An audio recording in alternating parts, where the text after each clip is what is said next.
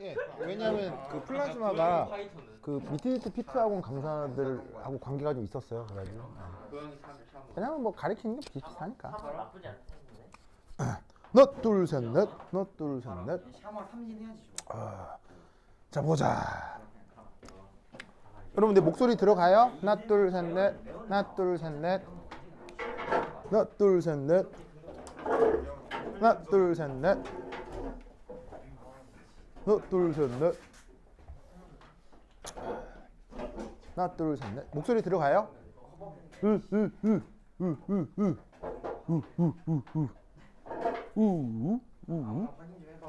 둘 셋 넷, 하나 둘 셋 넷, 하나 둘 셋 넷. 들어가요? 목소리? 오케이. 자, 그 다음 이제 뭘 해볼 것이냐. 29페이지 봅시다. 자, 지우자.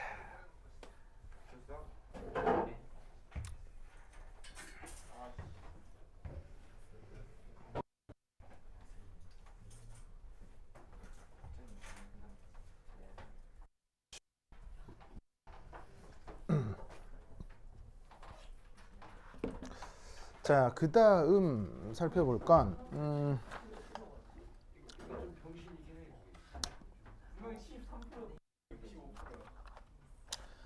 자, 거기 2점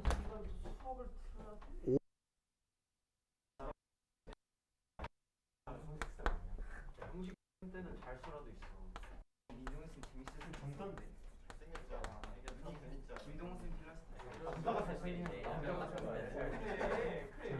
아니 이걸 지금 느낌 잘생겨 알지.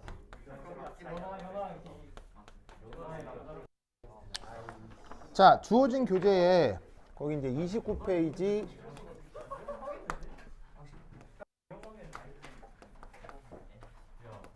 그림 2. 자, 이걸 한번 살펴보겠습니다. 거기 그림을 내가 잠깐 그리는 동안 이 그림 한번 살펴보세요.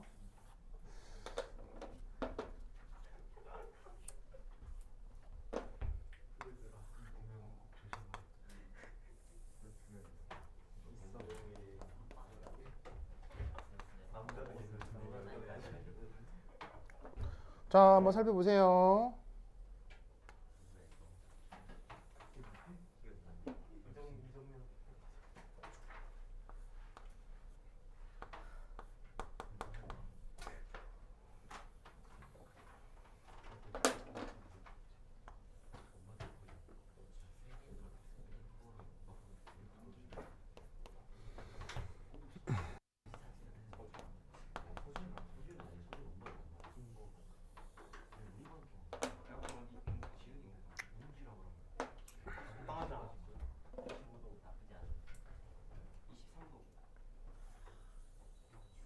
우리 여기 있으면 나쁘지 않아. 여기 있으면. 파워로만 안 쓰면 돼. 파워 안 했어. 더운데. 그치.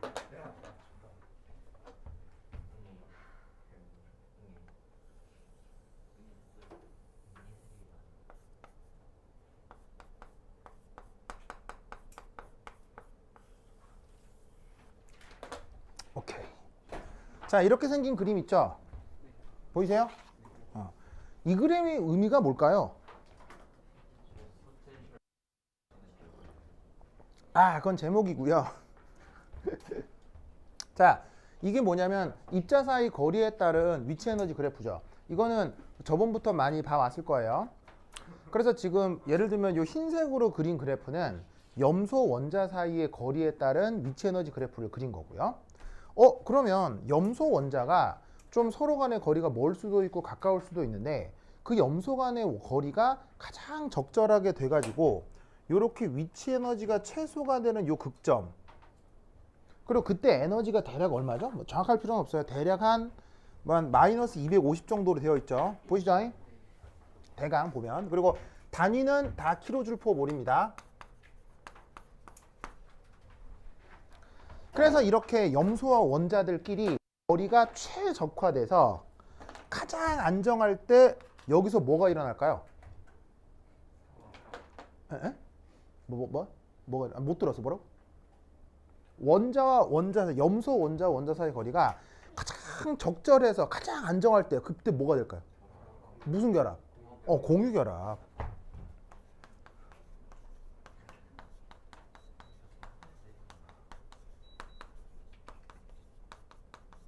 그래서 왜 염소 분자를 그릴 때 우리가 어떻게 그려요?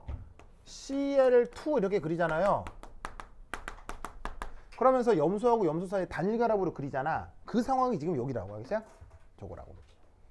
그래서 원자끼리 가장 안정하게 그 적절한 거리를 유지하는 순간이 공유 결합을 이루는 순간이다라고 생각하고 그래프로 이렇게 그린 거라고. 알겠죠? 그럼 마찬가지로 K 플러스하고 Cl 마이너스가 또 거리에 따른 위치 에너지가 이렇게 된다고 하는데 역시 이 또한 가장 안정해지는 요 위치 그때 에너지가 대략 어느 정도로 나와요? 한 500 되죠? 한 500 정도 돼요. 그러면 여기서는 뭐가 나타날까요? K 플러스하고 Cl 마이너스가 반응을 하면 뭐가 될까요? 가장 안정한 상태에서? 무슨 결합? 이때는 이온 결합이라는 거죠.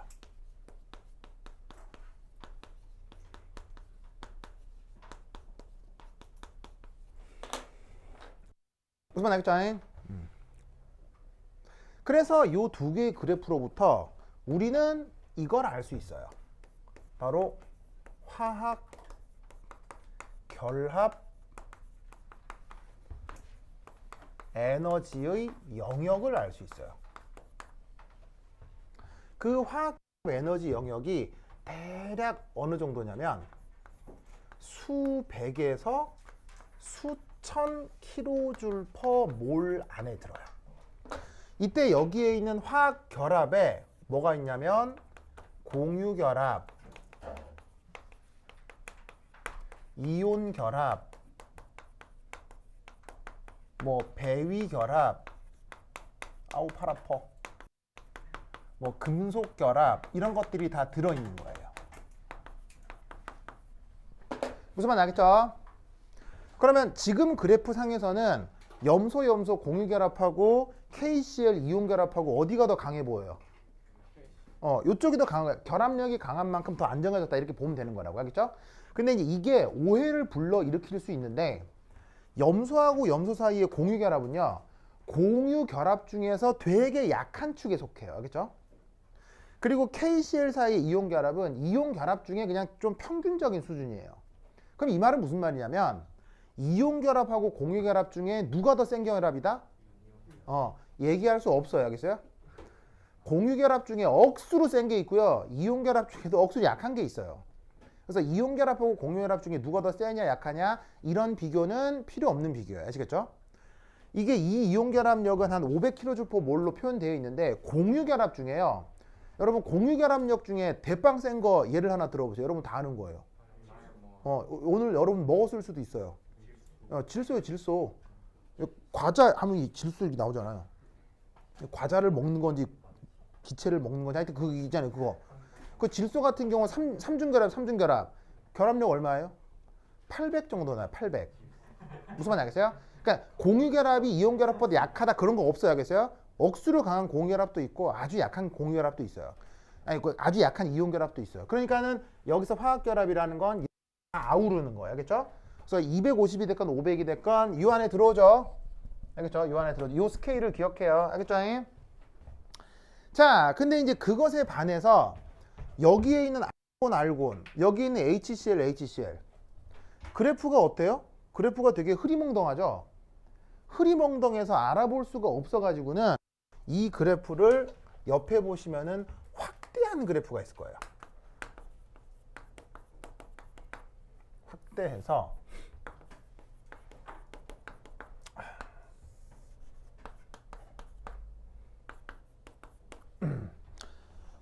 자, 거기 보시면 하나가 이런 그래프고요.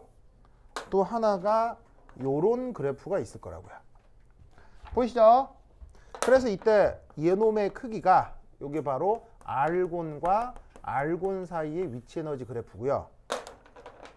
얘가 HCl과 HCl 사이의 위치 에너지 그래프가 되는 거죠. 자, 요 스케일 상에서는 보이지 않던 게 얘를 좀 확 확대하니까 조금 어떤 구분이 되게 보이죠? 이때 각각의 에너지 스케일이 어떻게 되냐면 여기가 거기 확대된 그림에서 대략 보면 1 정도 나올 거고요. 여기가 뭐가 나올 거냐면 한 2.5 정도 나오고 있다 이런 말이에요. 아시겠죠? 알겠죠? 자, 그럼 여러분 알곤과 알곤은 아무리 안정하다 하더라도 화학결합 돼요, 안 돼요? 알곤 원자끼리는 화학결합 할 수 있어요, 못해요? 못하죠. 이런 원소를 무슨 원소라고 해요? 18쪽 비활성 원소라고 하죠. 이런 애들은 화학결합이 거의 힘들잖아요. 그러니까 얘네들은 아주 안정한다 하더라도 화학결합이 되는 게 아니라 그냥 뭐만 나타나는 거겠어요? 요 둘 사이에 분자간 인력만 나타나는 거예요. 알겠죠? 그렇다면 알고는 그 자체가 극성이겠어요? 무극성이겠어요? 무극성. 아시겠죠? 그러니까 여기에 있는 이 알고는 바로 어떤 그래프라고 생각하면 되냐면 무극성 분자간 인력인 거예요. 무슨 말인지 알겠죠? 그 다음 이 HCl은 무슨 분자예요? 극성이겠죠? 얘는 극성 분자간 인력을 보여주는 그래프라는 얘기예요. 그래서 HCl 분자와 HCl 분자가 최적으로 안정화돼봤자 그 분자간 인력으로 안정화될 수 있는 정도가 요 정도밖에 안 된다 이런 얘기죠. 단위 체계는 여전히 kJ/몰이고요. 무슨 말 알겠죠? 알겠죠? 그렇다면 극성이 됐건 무극성이 됐건 그 분자간 인력이 대략 어느 정도에 든다는 걸 알 수 있겠어요? 두 번째, 분자간 인력의 에너지 영역은 대략 어느 정도라고 보면 되겠어요? 1에서 10kJ/몰 저 안에 들어가는 겁니다. 무슨 말 알겠죠? 알겠죠? 이것을 꼭 기억해 두시기 바랍니다.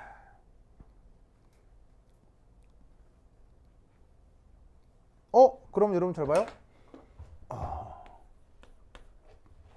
이 영역대하고요. 이 영역대를 보면 비는 영역대가 있죠. 어디서 어디가 비어요? 어디서 비냐면 여기서 요 사이가 비죠. 이게 뭘까요?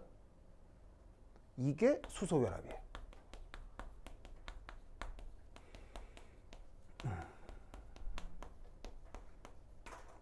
그러니까 수소결합이라고 하는 게 뭐 물론 나하고 자세히 하진 않았지만 수염 지워졌다. 조금 지워졌어요? 괜찮아요? 이 수염 지워지면 안 된다. 만졌어 잘못. 하여튼 자, anyway. 자, 수소결합이라고 하는 게 에너지 영역대를 딱 보니까 어떤 느낌을 받아요? 바로 분자간 인력과 화학결합력의 중간쯤 되는 거죠. 그러니까 분자간 인력도 아닌 것이 화학결합도 아닌 것이. 근데 무슨 말인지 알겠어요? 물론 대한민국의 공교육 과정에선 수소결합 역시 분자간 인력의 하나로 취급은 합니다. 그래서 이제 한국에서 시험 치려면 수소결합도 분자간 인력 맞는데 이 에너지 스케일을 딱 보면 이게 웬만한 분자간 인력은 수십 배 이상. 그러다 보니까 수소결합 역시 화학결합의 한 종류다라고 얘기하는 전문가들도 있어요. 알겠죠? 근데 한국에서는 답을 그렇게 쓰면 안 돼. 한국에서는 수소결합은 분자간 인력이야. 알겠죠? 알겠죠? 어쨌건 에너지 스케일이 이러하다는 거예요. 그 다음 무지막지한 에너지 스케일이 있어요. 이 그래프에선 그려지지 않는. 뭐가 있죠? 핵. 그게 어느 정도냐? 바로 10의 8승 kJ/몰 이상이에요. 1억 kJ/몰 이상이에요. 무슨 말 알겠죠?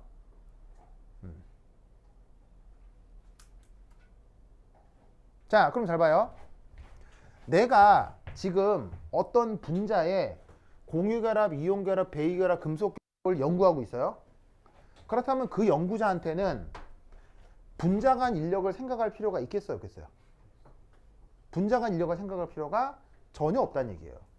내가 생각하고 있는 화학결합의 100분의 1, 1000분의 1이 분자간 인력이기 때문에 화학 결합을 연구하는 사람에게는 분자간 인력을 생각할 필요가 없다는 얘기예요. 무슨 말 알겠죠?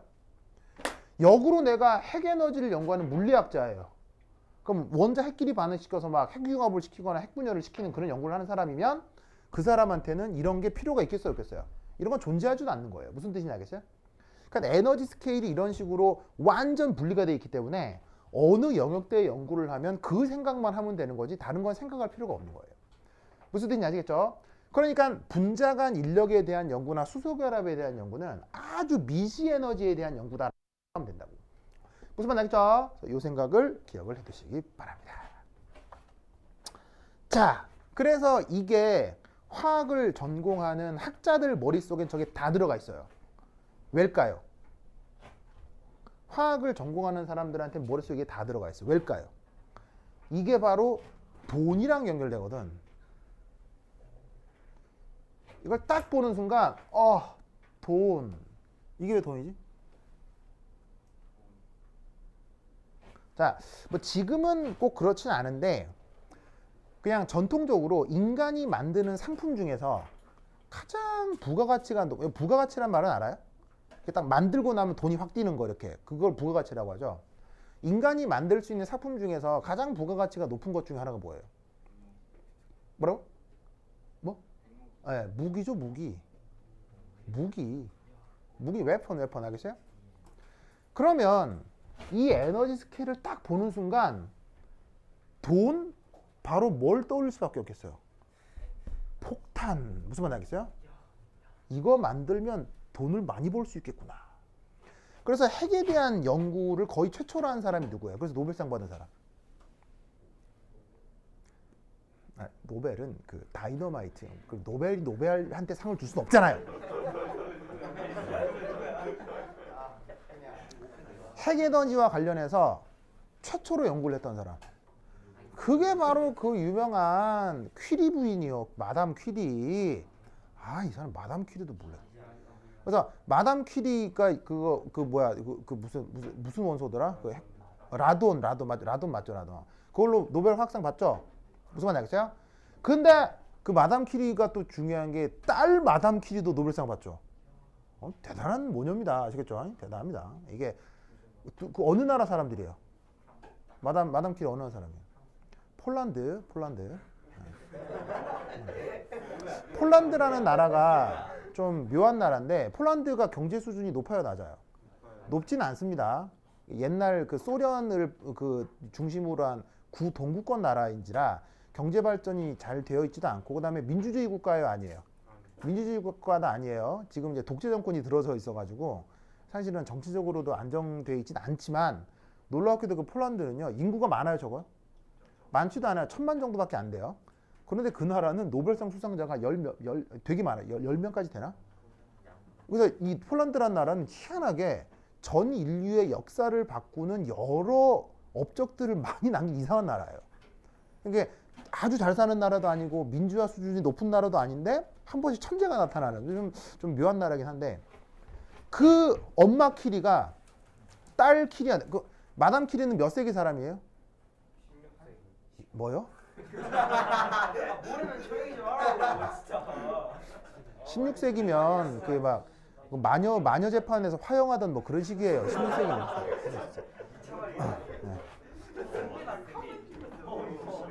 그래요. 마담 키리는 19세기 사람이거든요. 19세기 사람이 1800년대 말 사람이에요. 그럼 여러분 1800년대 말이면 뭐 되게 옛날 같잖아요. 근데 그 마담 키리가 딸 키리한테 보낸 편지에 뭐가 나오냐면요. 딸도 수준 높은 학자잖아요. 그럼 그 편지에 뭐라고 돼 있냐면 이 핵에너지로 보아 폭탄을 만들면 위력이 대단할 것 같다는 내용이 써 있어요. 편지에. 즉 핵폭탄에 대한 아이디어는 이미 19세기 때부터 있었던 거예요. 무슨 말인지 알겠어요? 그걸 이제 최초로 체계적으로 먼저 연구한 게 바로 영국입니다. 영국 학자들이 핵폭탄에 대해서는 먼저 연구를 했고요. 그리고 나서 독일, 그 다음 미국, 일본 순으로 핵폭탄에 대한 연구를 하기 시작한 거예요. 그 2차 세계대전 때. 아시겠죠? 뭐 여하튼. 그래서 이런 스케일이 바로 돈으로 연결된다는 거. 그럼 여러분 핵폭탄 무지막지하죠? 그런데 이것도 사실요 무지막지합니다. 여러분 그냥 그냥 군대에서 사용하는 폭탄 있죠? 그냥 화약 붕 터지고 이런 폭탄 있잖아요. 그거는 어느 에너지 스케일에 드는 거예요?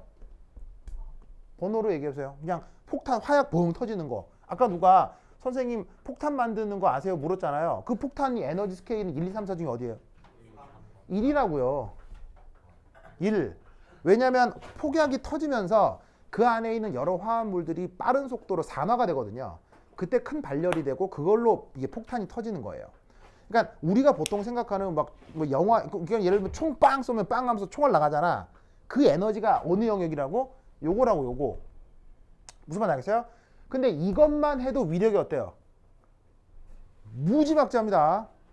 그냥 이런 화학식 폭탄도요. 한번 터지면 1km 반경 전체가 온도가 2000도까지 올라가게 만드는 폭탄들이 있어요. 그래서 뻥 터지면 있잖아요. 1km 안이 불바다가 돼서 다 녹아버려요. 녹는다는 게 그런 폭탄 터지면요. 시신을 찾을 수도 없어요. 온도가 2000도까지 올라가게 할 수 있기 때문에 주변에 사람이 있으면 사람이 증발돼서 없어져요. 그런 폭탄들이 있다고. 이 에너지 스케일만 하더라도. 그러니까 이게 얼마만큼 무시무시한 건지 알겠죠? 알겠죠? 그래서 이걸로 학자들이 산업화된 연구와 공학적 연구를 하는 거예요. 알겠죠? 요거를 꼭 기억해 두시라 이런 말이지. 알겠죠? 또 하나 관련된 얘기 중에는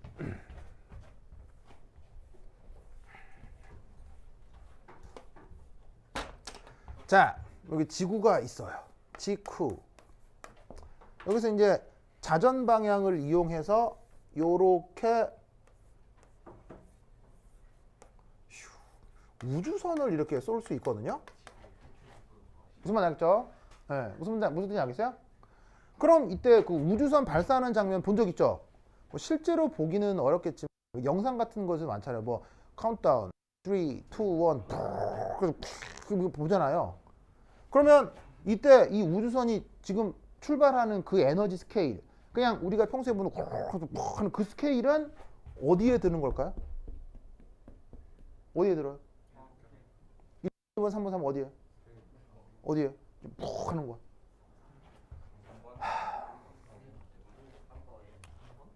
자, 우주선을 쏠 때에 우주선 이제 처음에 이제 여기 관제 여기 우주선 발사대에 우주선 이렇게 있고 여기 뭐가 뿔렁뿔렁 있잖아요. 나중에 이게 꽁무니에서 불이 훅 하면서 이거 푹 가는 거 아니에요. 그럼 이때 이 안에 들어있는 게 연료일 거 아니야. 이 연료가 보통 뭐야? 여러 가지를 쓰는데 아주 여러 가지를 쓰는데 보통 이런 그냥 단순한 이런 발사체에서는 주로 많이 쓰는 게 N2H4예요. N2H4. 이름이 뭐예요? 하이드라진이요. 이걸 연료로 많이 써요. 왜냐하면 얘는 어떤 반응을 하냐면 N2H4가 액체 산소랑 기체는 산소랑 만나면 N2 기체가 되고 H2O 기체가 되면서 이때 발열량이 엄청 커요. 보이시죠? 이런 화학 반응을 합니다. 그럼 잘 보세요. 얘가 산소랑 반응해서 이렇게 되는 거는 분자간 인력이 바뀌는 거예요? 화학결합이 바뀌는 거예요? 화학결합이 바뀌는 거죠? 그럼 1, 2, 3, 4 중에 어느 영역이라고? 요 영역이라고요. 알겠어요? 그래서 여러분들은 영화 속에서 이게 등장하는 영화를 본 적이 있습니다. 이게 아주 재밌는 소재로 등장하는 영화를 본 적이 있을 거예요. 바로 마션이라는 영화가 있죠. 화성에서 감자 농사 짓는 거. 마션 본 사람. 마션은 꼭 보셔야 돼요. 알겠죠? 봤습니다. 그러니까 자연과학자라면 꼭 봐야 되는 영화가 몇 개가 있는데 마션 꼭 봐야 돼요. 그리고 인터스텔라 보셔야 되고요. 인터스텔라 못 본 사람. 자, 내 추천 영화 몇 개 써줄 테니까 꼭 봐야 돼. 네, 자연과학자라면 꼭 봐야 돼. 알겠죠? 첫 번째가 마션. 그 다음에 인터스텔라. 스텔라? 철자 잘 모르겠다. 인터스텔라. 그 다음에 2001 스페이스 오디세이. 검색해서 보세요. 아주 중요한 영화입니다. 그 다음 우리나라 그 영화 번역은 컨택트로 번역이 되어 있는데 원래 원어 제목은 Arrival이에요. Arrival. 우선 요 네 개는 꼭 보셔야 돼. 알겠죠?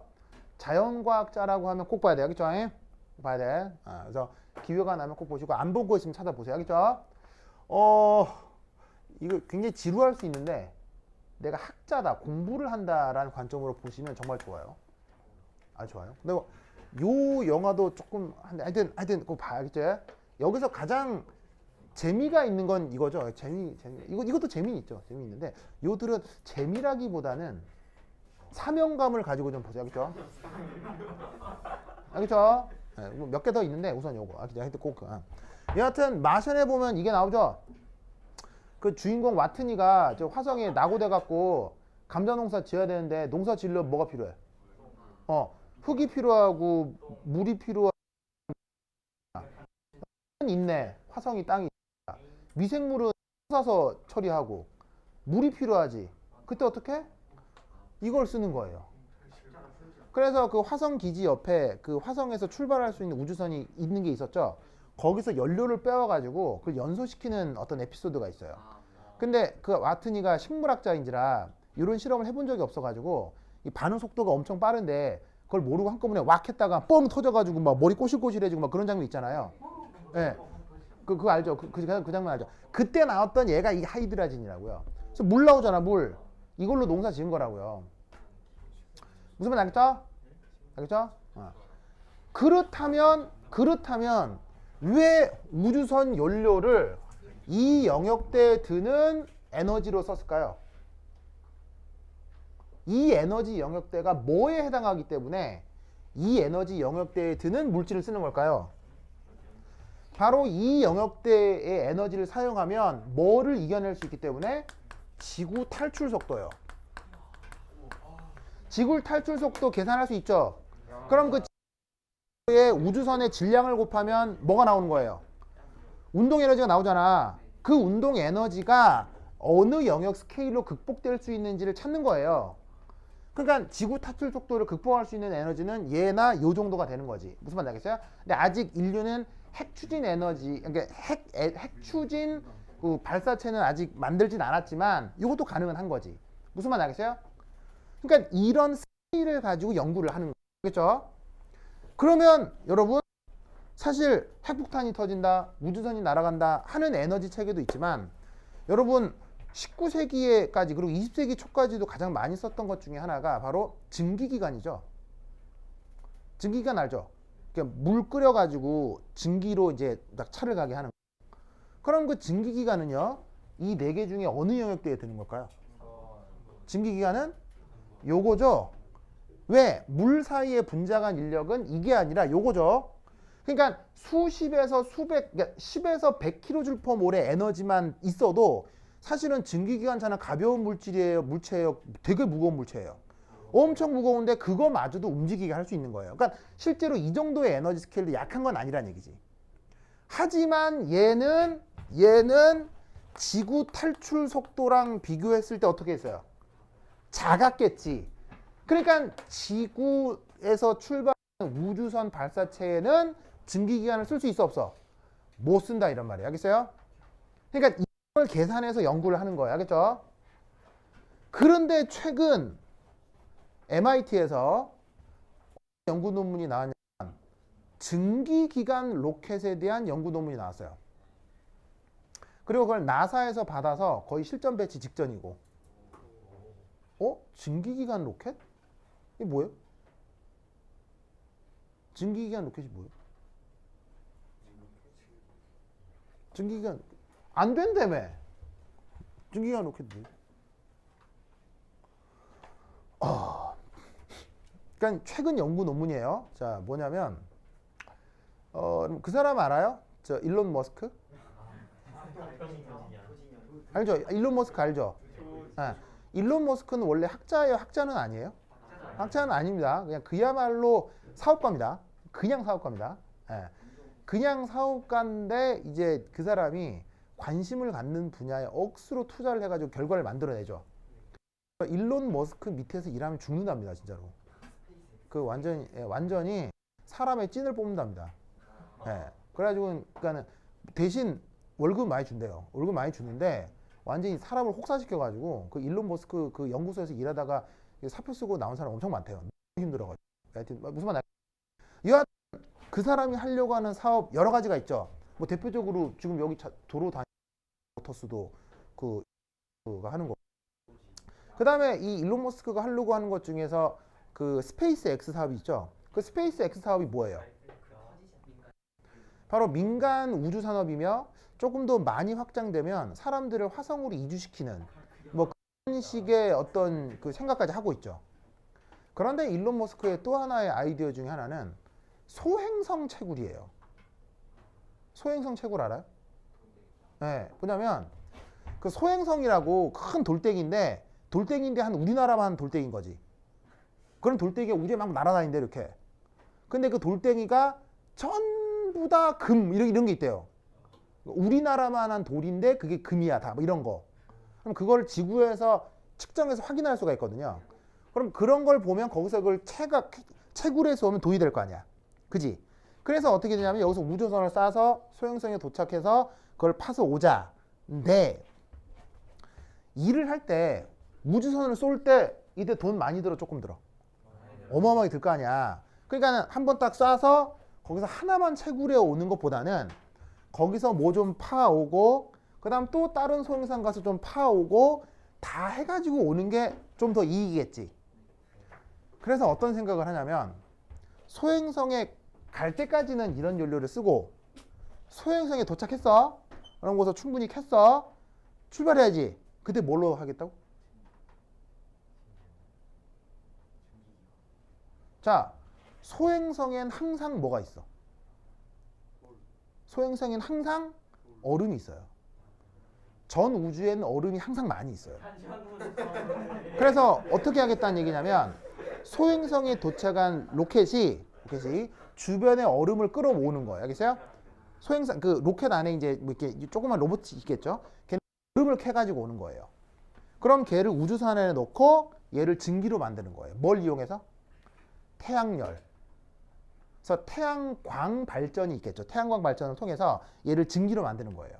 그럼 그 증기를 모아 그 추진력으로 소행성에서 탈출하겠다는 거지. 이건 왜 가능해요?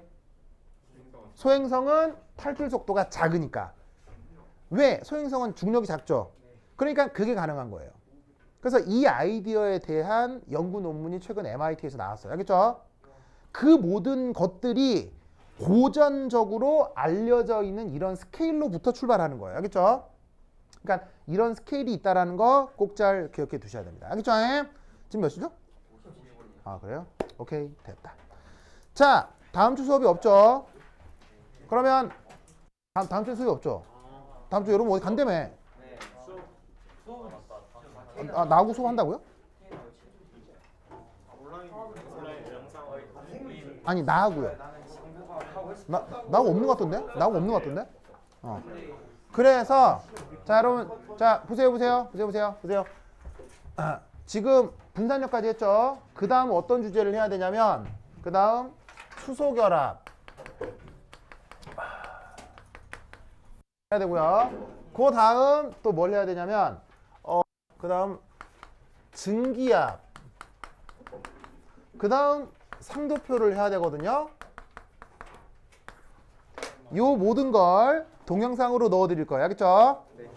그래서 2주 후까지 공부를 다 하시고 어제 나눠진 숙제 있죠? 그걸 다 풀어서 제출하시면 2주 후 월요일 날 테스트를 볼 겁니다. 알겠죠? 그래서 요거 다 강의 넣어 드릴 테니까 그 안 오는 동안 공부를 다 하셔야 돼요. 알겠죠? 네. 오케이. 그럼 여기까지. 다음 시간에 만나요. 안녕.